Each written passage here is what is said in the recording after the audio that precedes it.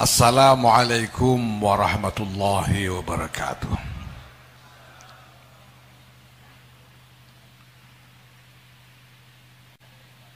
Alhamdulillah wa syukrulillah wassalatu wassalamu ala rasulillah Sayyidina Maulana Muhammadin ibn Abdullah wa ala alihi wa sahbihi wa mawala.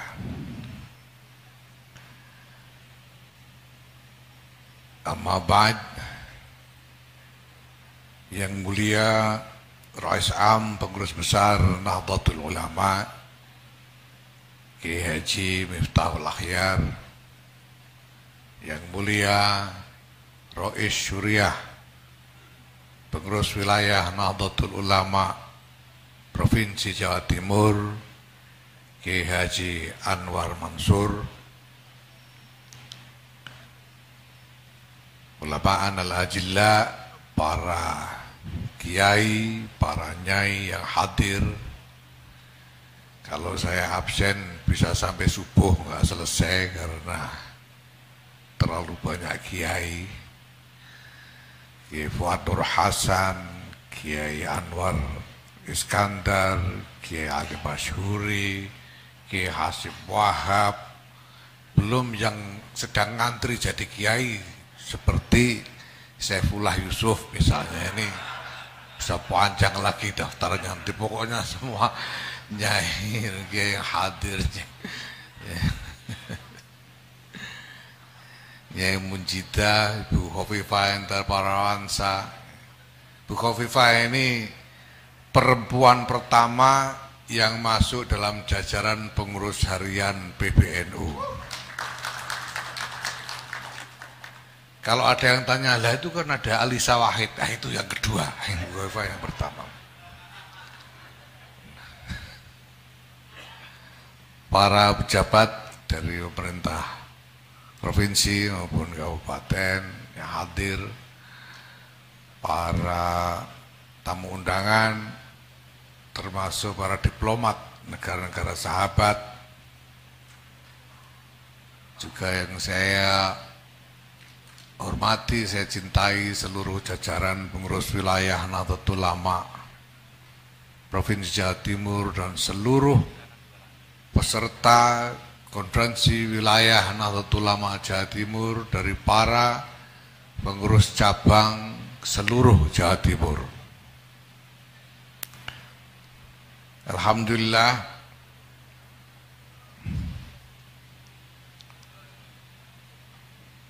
pada malam hari ini kita bukan hanya melaksanakan kewajiban organisasi untuk menyelenggarakan permusyawaratan di lingkungan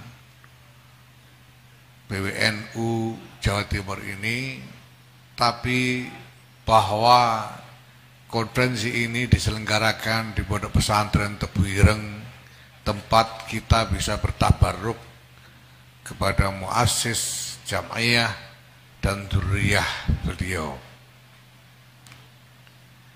Hadirin wal hadirat yang saya hormati,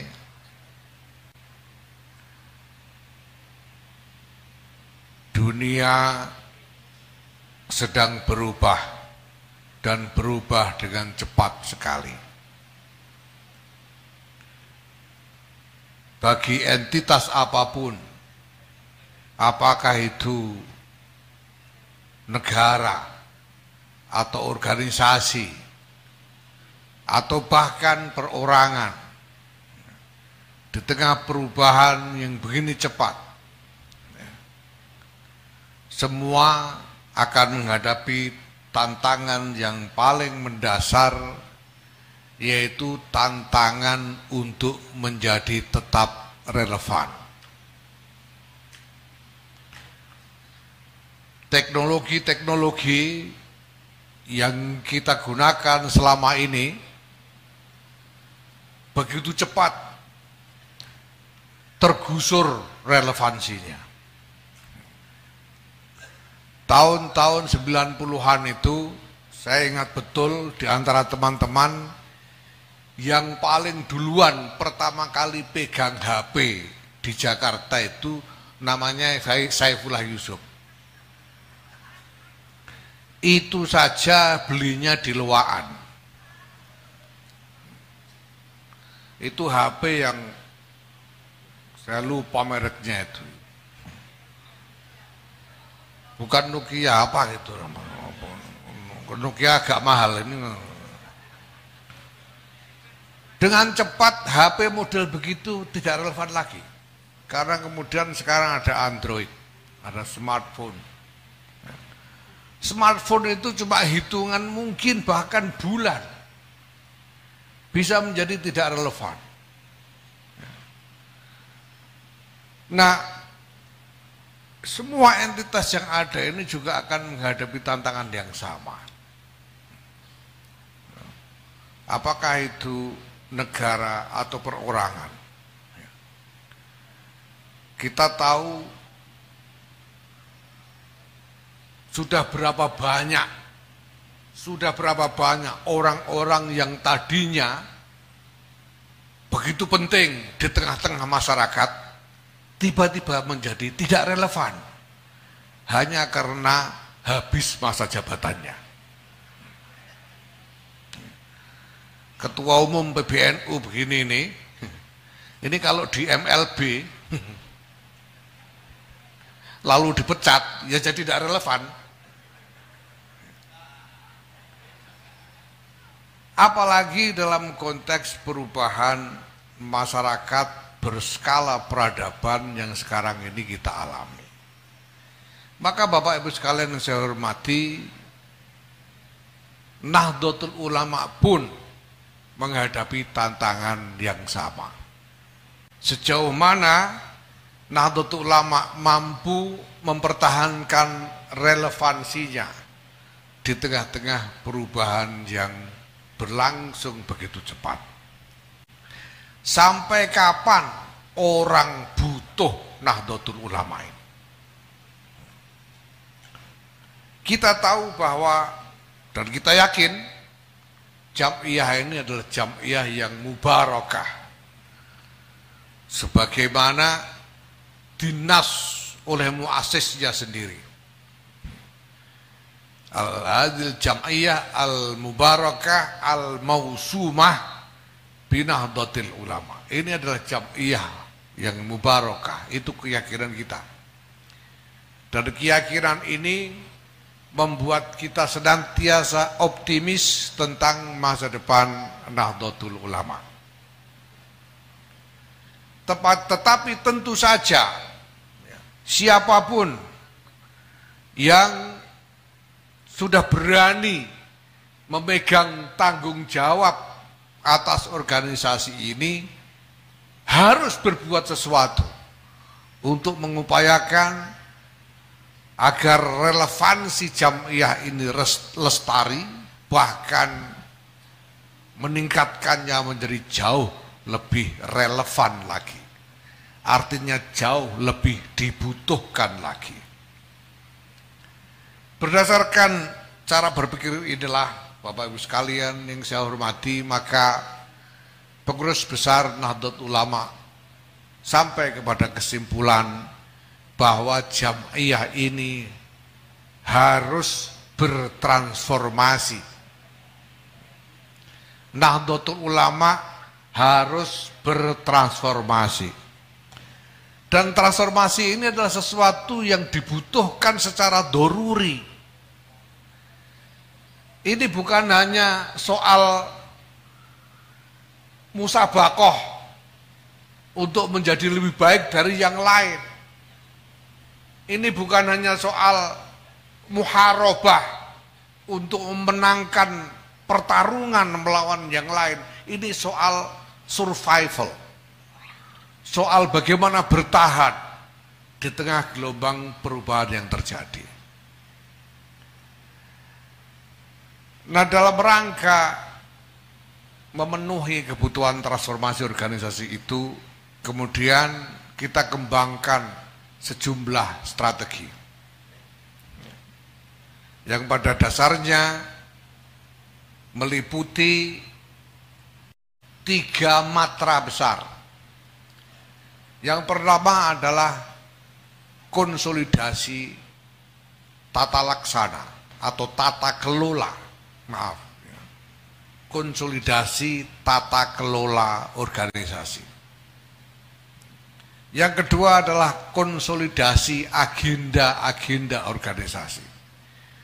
Dan yang ketiga adalah konsolidasi sumber daya organisasi. Dalam konsolidasi tata kelola organisasi, Pengurus Besar Nahdlatul Ulama bersama-sama dengan pengurus wilayah Nahdlatul Ulama seluruh Indonesia melalui sejumlah konferensi besar yang telah kita gelar. Dalam ADART dinyatakan bahwa konferensi besar dan Munas Alim Ulama dilaksanakan sekurang-kurangnya 2 kali dalam masa bakti kepengurusan. Tetapi sejak dikukuhkan sampai sekarang kira-kira mungkin hampir 3 tahun, kita sudah menggelar 4 kali konferensi besar. Dan masih akan ada beberapa kali lagi konferensi besar perlu kita selenggarakan. Untuk apa? Untuk menyusun komponen-komponen regulasi, peraturan-peraturan perkumpulan yang kita butuhkan dalam memperbaiki tata kelola organisasi.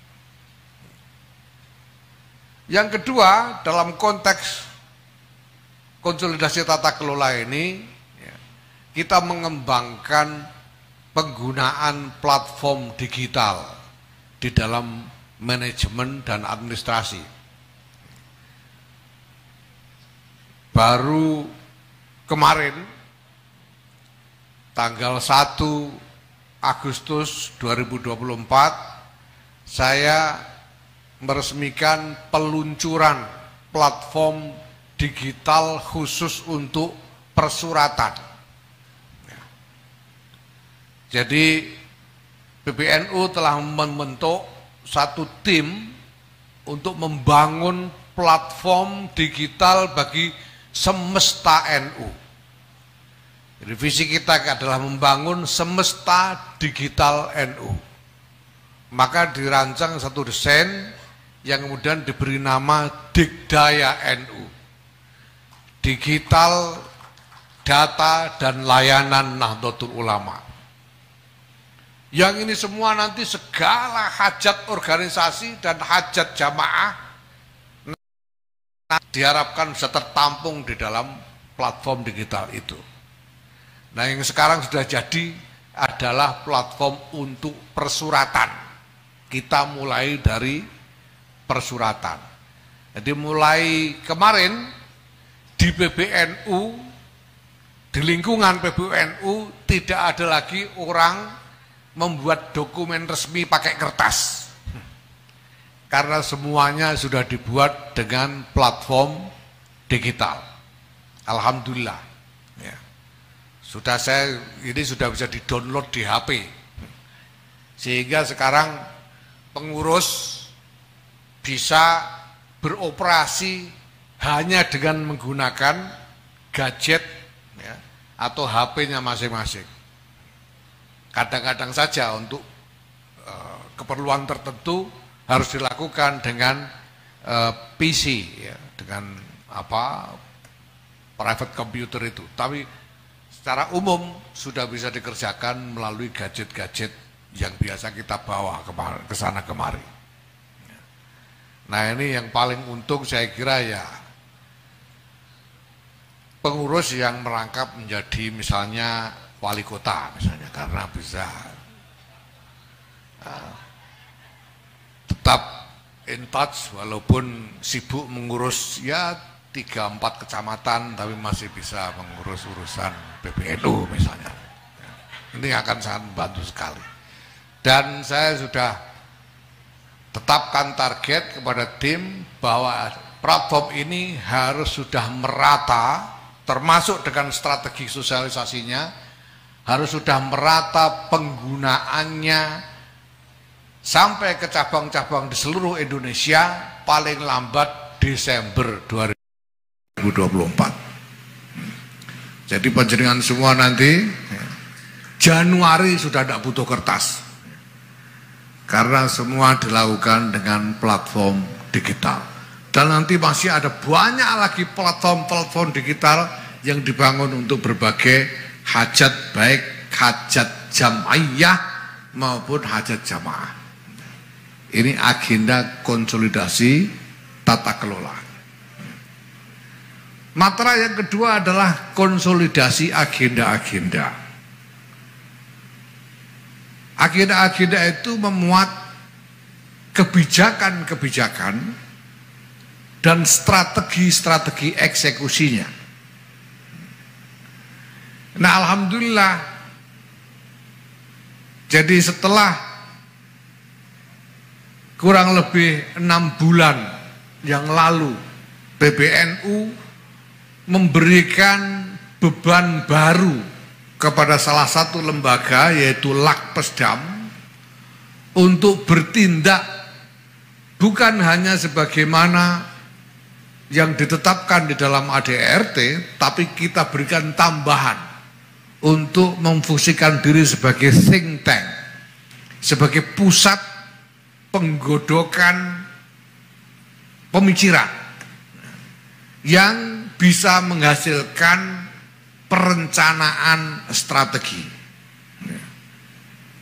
menghasilkan rencana-rencana strategis untuk organisasi. Singkatnya, saya minta kepada Lakpesdam untuk mengerjakan pekerjaan-pekerjaan seperti Bappenas di dalam pemerintahan,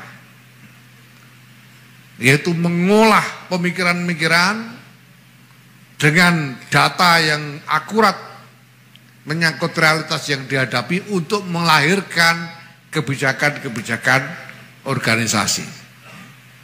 Jadi sekarang kalau pemerintah punya Bappenas, kita sekarang punya Bapenu, Badan Perencanaan Pembangunan Nasional NU.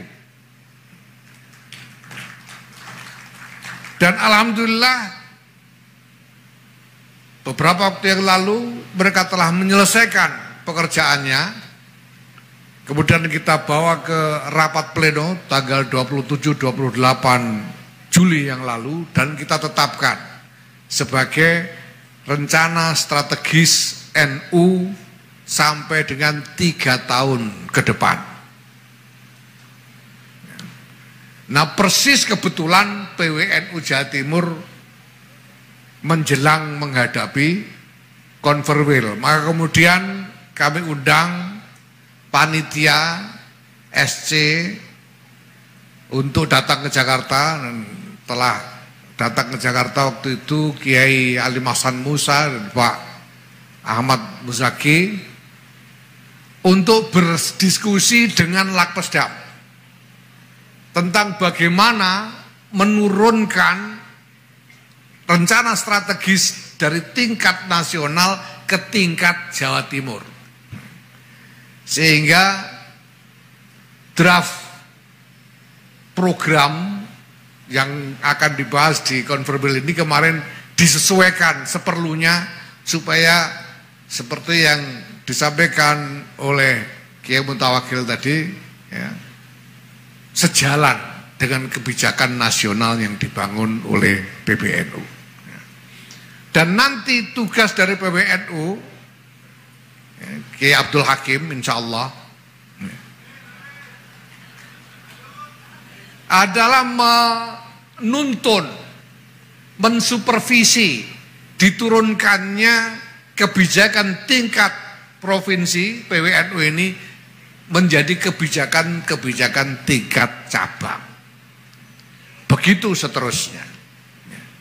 Ini semua adalah model yang kita bangun, ya, sebagai semacam template, semacam cetak biru, ya, dari mekanisme pembuatan kebijakan di lingkungan Nahdlatul Ulama, ya, mulai sekarang sampai ke masa-masa yang akan datang. Matra yang ketiga adalah konsolidasi sumber daya-sumber daya. Sumber daya yang pertama adalah sumber daya manusia, dan yang kedua adalah sumber daya pembiayaan. Sumber daya manusia, kita telah mengembangkan satu sistem pendidikan kader berjenjang. Sudah banyak yang melaksanakan PDPKPNU dan PMKNU, dan alhamdulillah kita telah menyelesaikan desain AKNNU, Akademi Kepemimpinan Nasional NU, sudah kita selesaikan dan disahkan di dalam rapat pleno yang baru lalu. AKNNU ini akan memuat komponen-komponen bukan saja menyangkut hal-hal yang relevan untuk kepemimpinan domestik dalam negeri, tapi juga komponen-komponen internasional. Bahkan kami telah berkomunikasi dengan jaringan internasional yang kita miliki sekarang dan sudah mendapatkan komitmen dari sejumlah tokoh internasional untuk nantinya menjadi narasumber dan instruktur AKNNU. Ada profesor dari Harvard, ada dari Boston University, ada diplomat dari Slovakia, ada tokoh jurnalis dari Mesir, dan lain sebagainya. Jadi kita punya jaringan tokoh-tokoh yang siap membantu dari Amerika, Eropa, Timur Tengah, dan Afrika, insya Allah. Nah, kemarin sesudah rapat pleno ini sudah kita umumkan untuk siapa saja di antara kader yang sudah lulus PMKNU dan ingin mengembangkan kapasitasnya lebih jauh, bisa mengikuti AKNNU ini dengan syarat TOEFL 650 untuk satu orang. Nah, jadi ini TOEFL tidak bisa buat kembulan. Jangan dianggap ya 650 3 orang misalnya, tidak bisa begitu. Ini TOEFL 650 untuk satu orang, dan diutamakan juga punya kapasitas berbahasa Arab. Kenapa? Karena materi-materi pendidikan ini nanti akan disampaikan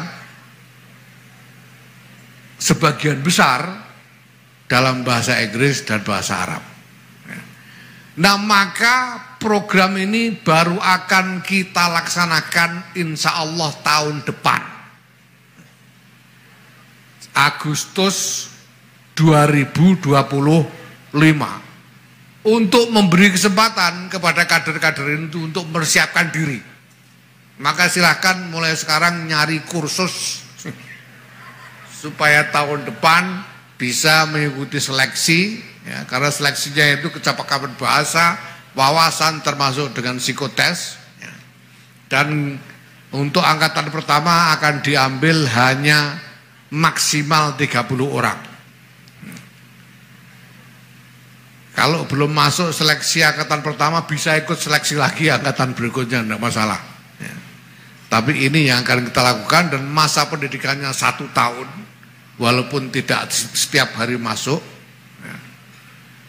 Nah, ini nanti akan menjadi sistem yang sophisticated, yang sangat canggih untuk kita semua. Nah, mengenai konsolidasi pembiayaan, saya kira Bapak Ibu sudah mendengar, bahkan mungkin ikut bertengkar, bahwa Nahdlatul Ulama mendapatkan izin atau konsesi tambang dari pemerintah.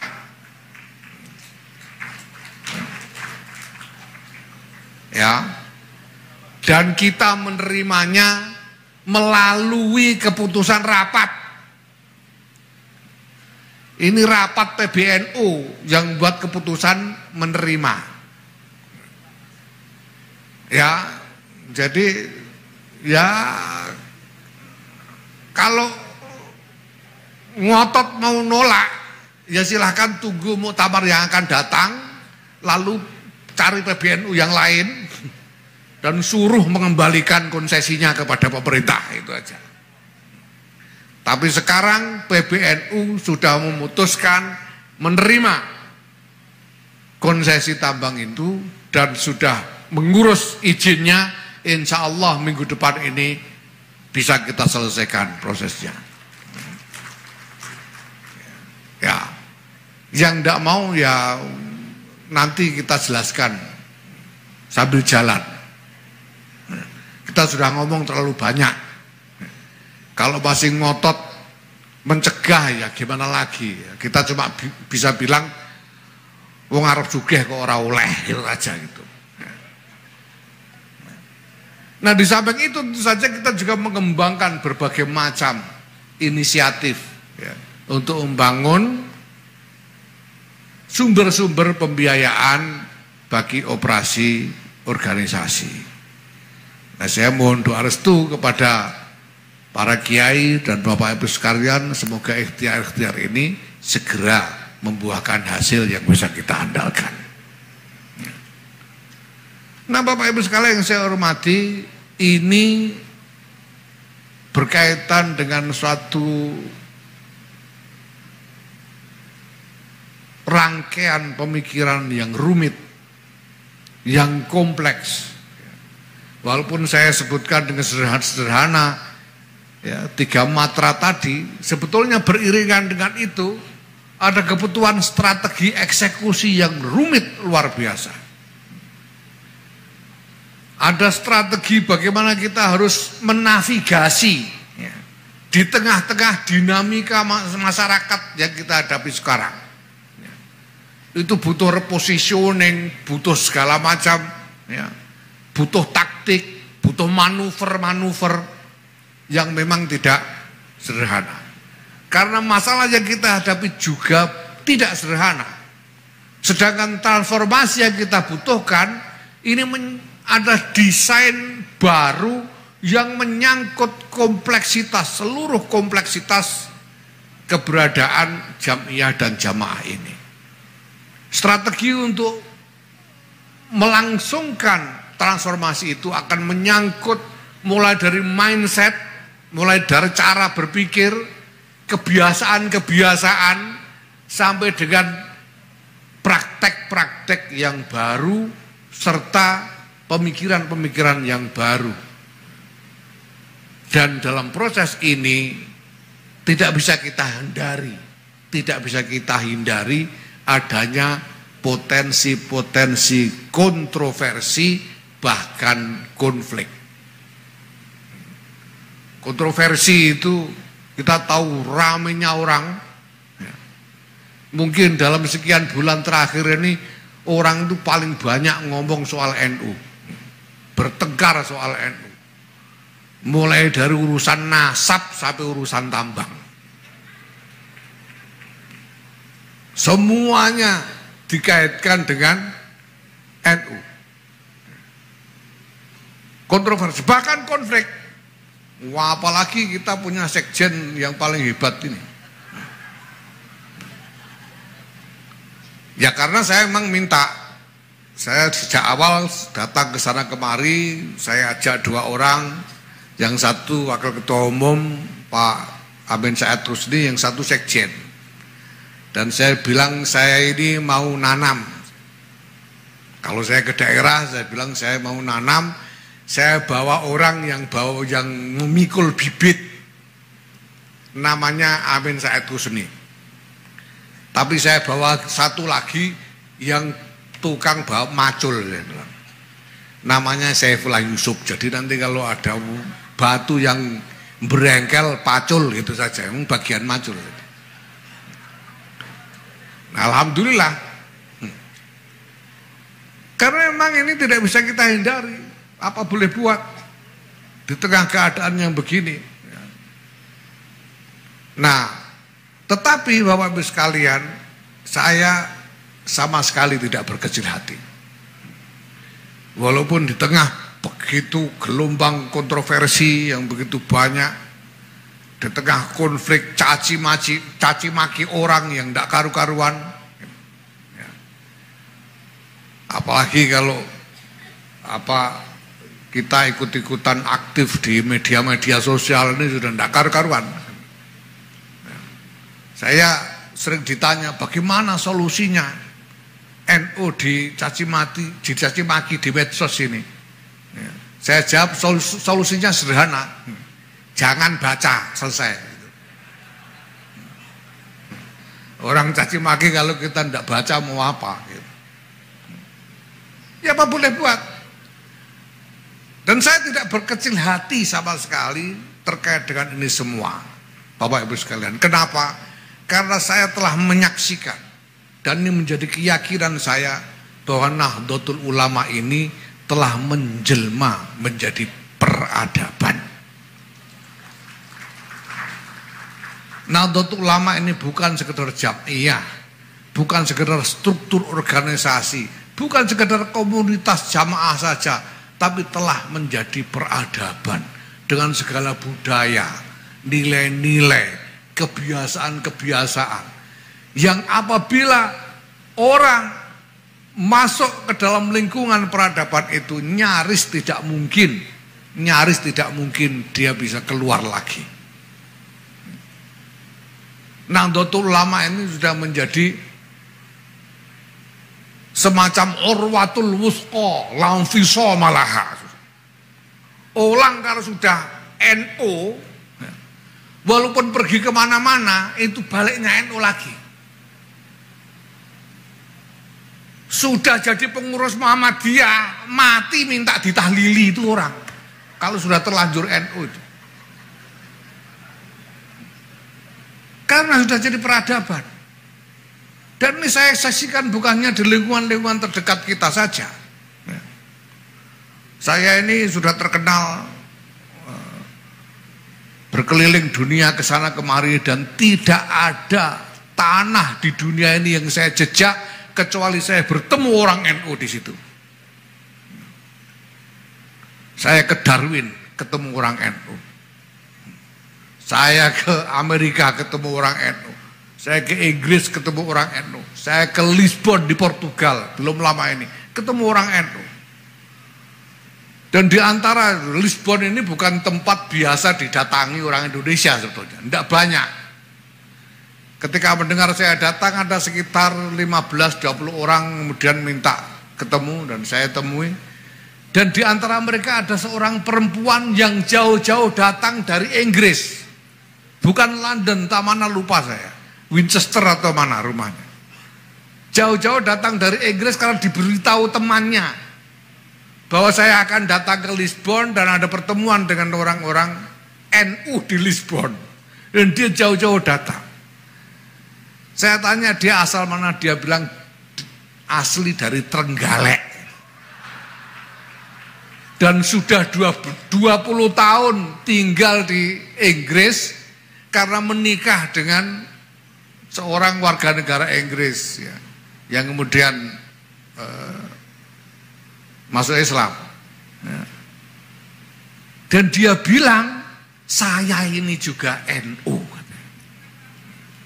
Padahal di Winchester sana itu nyaris tidak ada orang Indonesia selain dia. 20 tahun tidak pernah ketemu orang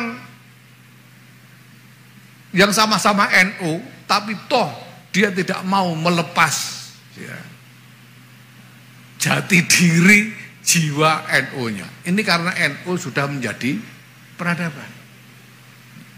Maka saya juga tidak berkecil hati. Sekeras apapun orang NU ini bertengkar, tidak akan lepas NU-nya. Sekeras apapun bertarung di antara sesama tidak akan lepas NU-nya. Buktinya ada di sini.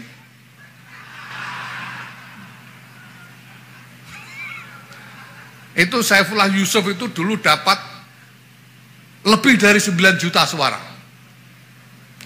Ibu Khofifah ini nyaris 10 juta suara. Saya bedakan nih, lebih 9 juta dan nyaris 10 juta. Supaya orang ingat dulu yang menang siapa gitu kan.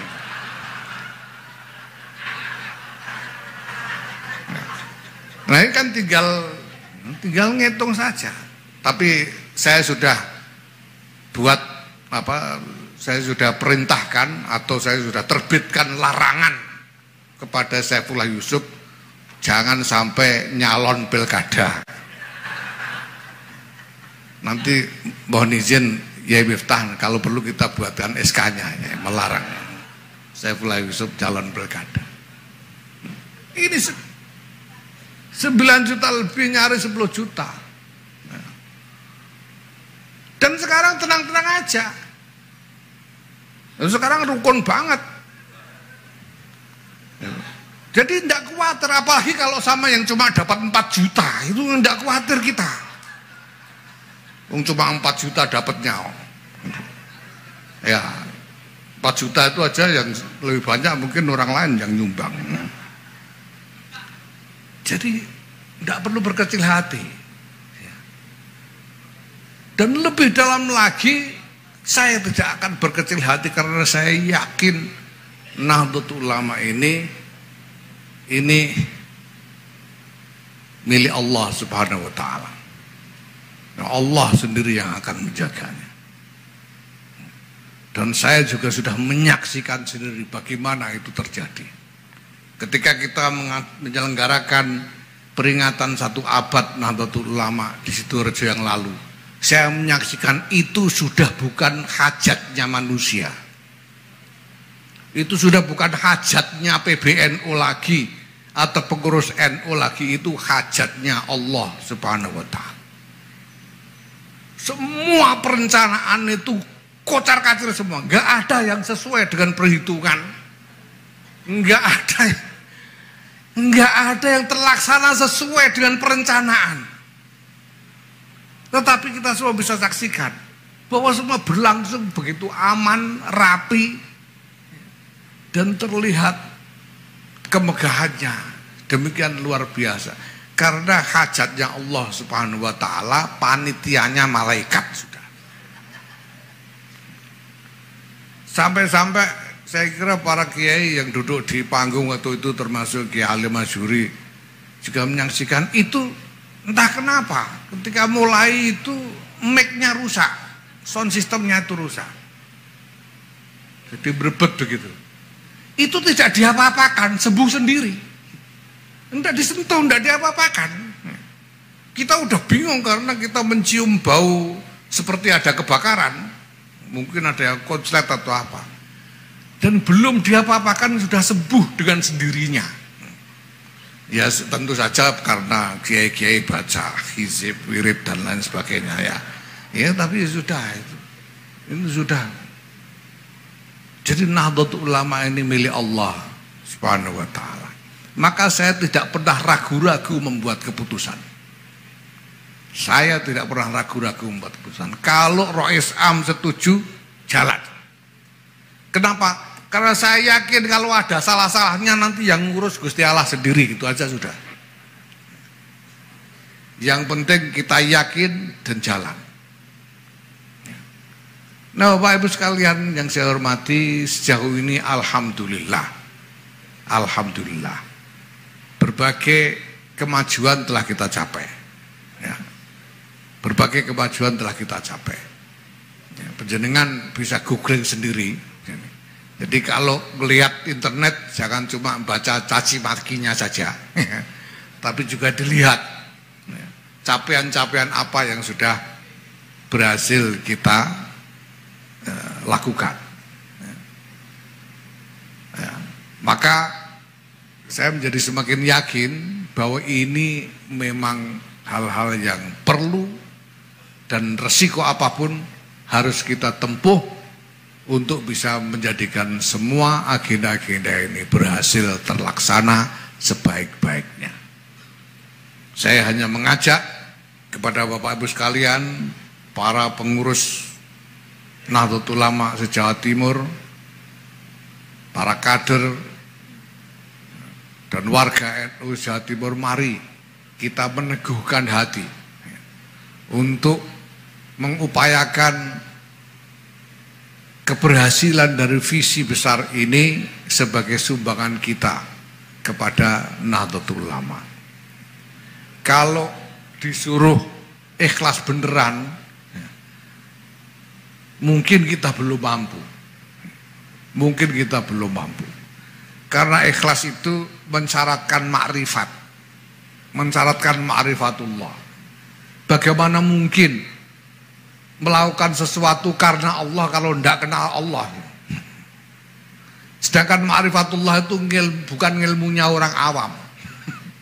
Nah maka awam-awam kayak saya begini susah disuruh ikhlas, itu susah. Untungnya kita bisa berikhlas secara tawasul. Caranya dengan tabarruk dan menjauhi dan takut kualat, itu caranya. Kita lakukan hal-hal yang bisa kita harapkan barokahnya dari para pendahulu kita, dan kita jauhi hal-hal yang bisa membuat kita kualat kepada pendahulu-pendahulu kita. Kalaupun kita tidak ikhlas kepada Allah karena belum sampai kepada ma'rifatullah, paling enggak sampean kita semua kenal dengan Kiai Anwar Mansur sehingga kita mampu dengan tulus bertabarruk kepada Kiai Anwar Mansur karena kita kenal beliau. Dan kita menjauhi kualat dari Kiai Anwar Mansur dengan sungguh-sungguh karena kita kenal beliau. Beliau yang akan menjadi wasilah kepada Allah Subhanahu wa taala melalui sanad yang bersambung sampai kepada baginda Rasulullah Muhammad sallallahu alaihi wasallam. Bapak Ibu yang saya hormati, para kiai, sekali lagi kami mohon doa restu, mudah-mudahan diberi kekuatan dan pertolongan oleh Allah Subhanahu wa taala. La haula wala quwwata illa billahil aliyil azim. Wallahul muwaffiq ila aqwamit thariq.